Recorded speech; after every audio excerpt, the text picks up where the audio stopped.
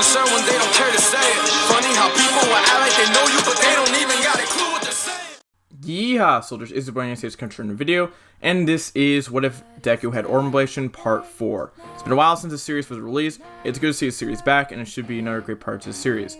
I wanted to release this yesterday, however, I had a bit of an audio issue because, you know, truncate silence. It kind of took out some stuff that probably shouldn't have been taken out, you know what I'm saying? So, some important stuff. The cuts felt a little bit awkward and jumbled, so yeah, not fun. So I had to like re-record this audio, so I'm really sorry I couldn't get this to you yesterday when I promised a double upload, but audio technical issues kind of prevented me from doing so. So, alright, let's get into some social media plugs on that note. Alright, so first off, at AnimeStage4 is my Twitter handle, and Instagram or whatever handle or whatever it's called is anime_stage4. These are two great ways for you to interact with me, and I do post there consistently, if you know what I'm saying. Also, join my Discord description down below. You can get instant notifications on when I stream, and also sneak peeks at supplementary content. So yeah, that should be pretty nice. And again, it's another great way for you guys to interact with me, and since I am very active on Discord.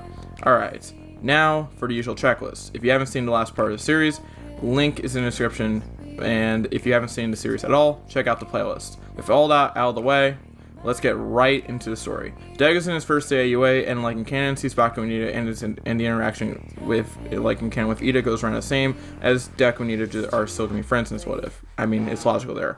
Deku sees Ochako, and she blushes as she sees Deku, but she doesn't know why fully yet. I think she has a feeling that she likes him, but you know what I'm saying?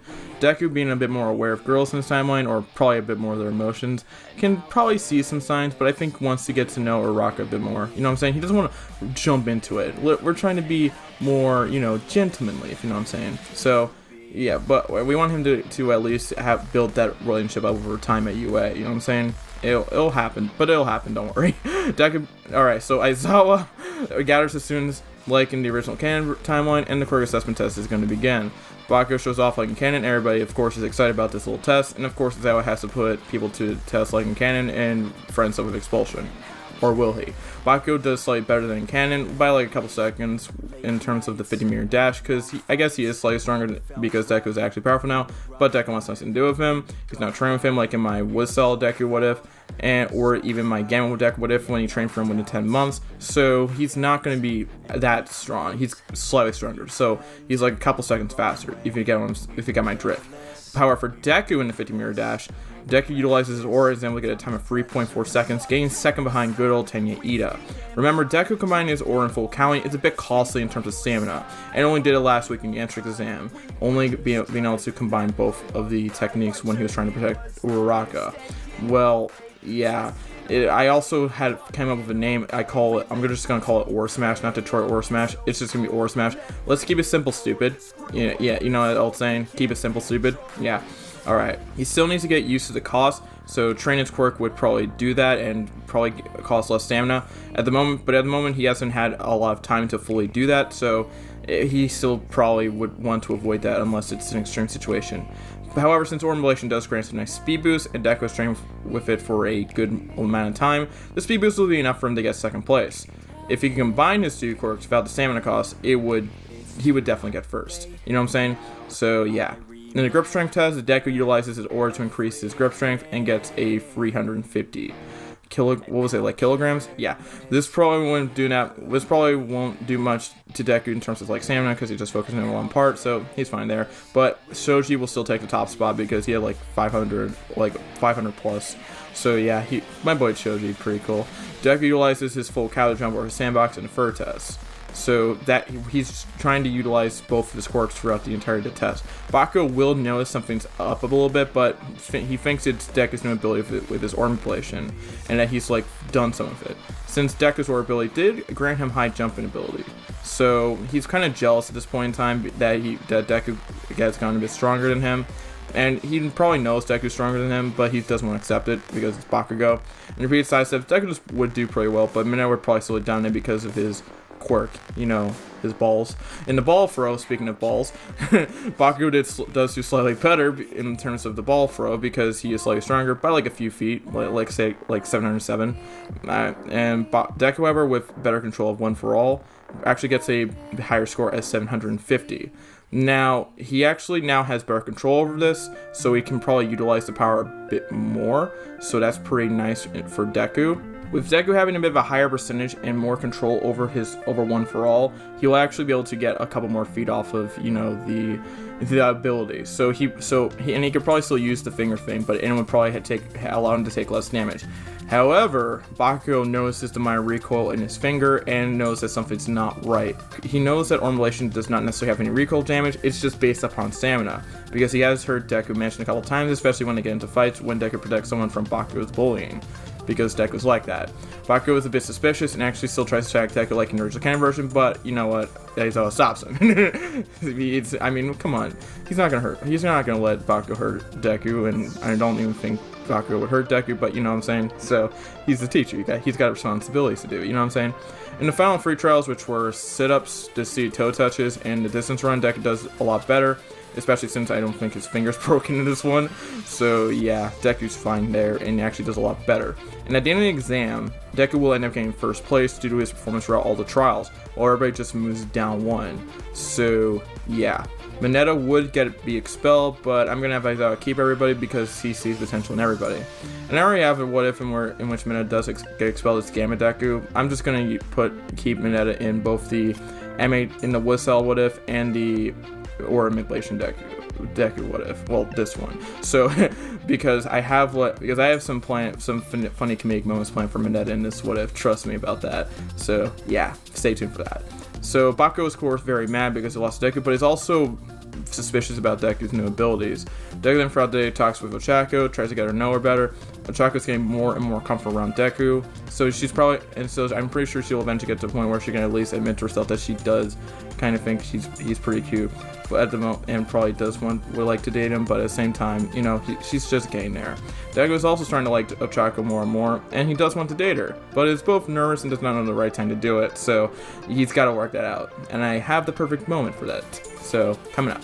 It's the end of the day, and Deku says goodbye to Ochako. Deku's starting to walk away, but then he hears Bakugo and say, "Hey, nerd." And then, of course, Bakugo approaches him and wants him to answer for his unknown abilities, or his newest abilities, to be more exact. Deku answers he has no idea what he's talking about, but deep down he knows he screwed up, especially based on Bakugo's reaction after the ball throw test.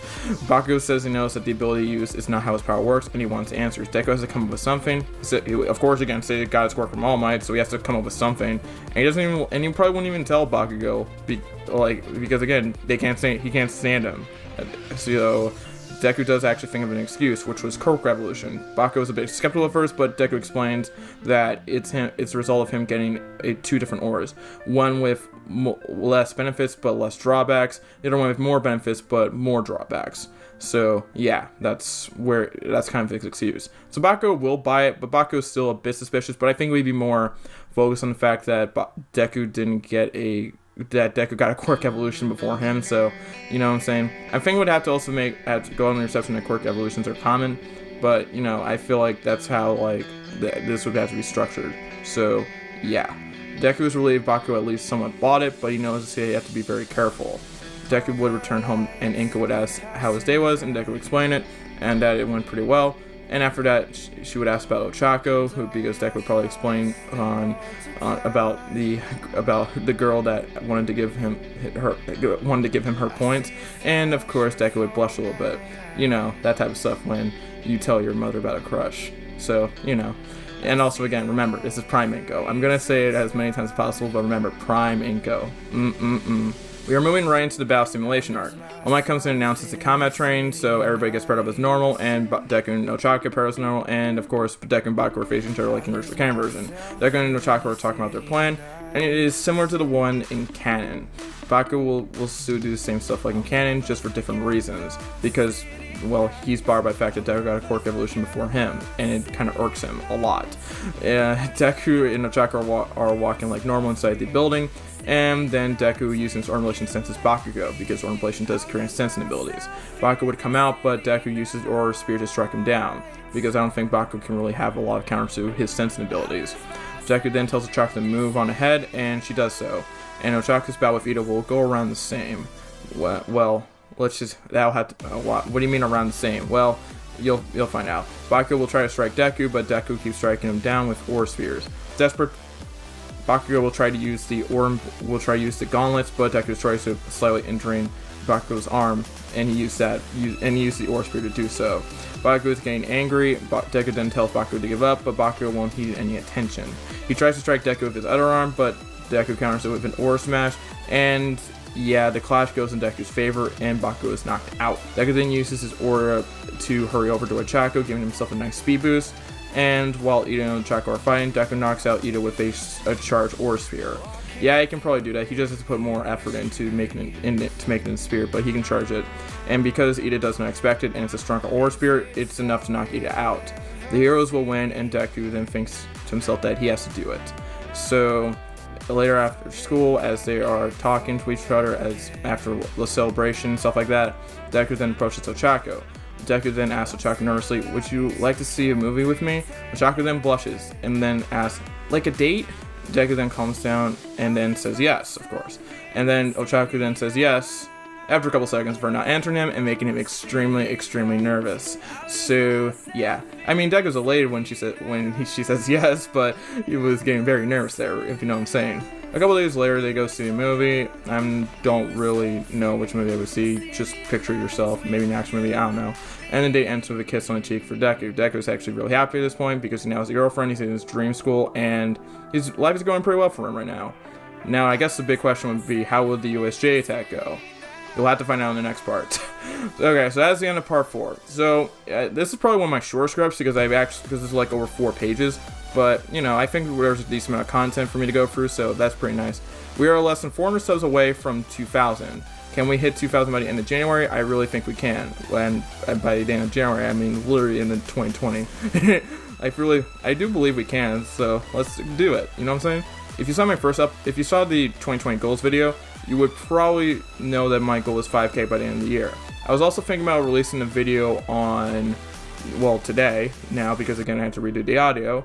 But again, I changed my mind because I'm now going to release the vid at midnight when the new year comes. So we'll be literally counting down a premiere with the Rapid Fire What If. Yeah, that's the video I'm going to be putting out. So it's literally just, I think it'll be pretty fun to like have that countdown, and you know what I'm saying. So yeah, the What If is going to be, what if Goku was unfaithful? Judging by the title, and if you know how these can go, you probably can guess that this is going to get very chaotic. Okay, also after that, I'm going to be taking a bit of a break for like the rest of the week as I prepare to move into my new schedule, which are uploads every Monday, Wednesday, and Friday. So yeah, I think I'm going to be taking some time off, but I'll be back next week. So I hope you guys can understand that. So yeah, but I do probably have a vid planned. It would be highlights from a podcast I did called the Universal Watchers. So that's pretty good. I also do have some podcasts potentially in the works of What If Universe, because he did say he was willing to start a podcast in his recent 2020 goals video, and I would really love to take him up on that offer. So that'd be pretty nice. Anyway, we're going to be ending the year soon, and I cannot wait to see what 2020 brings me. Stay with me. 2020 will be a banner year. So yeah. Okay. Once again, make sure to follow my Twitter, Instagram, and join my Discord. All linked in the social media section in the description. Make sure to like, comment, subscribe, turn on notifications, and share the video. It's been your boy, Sage, signing out. Peace, Yort, ha.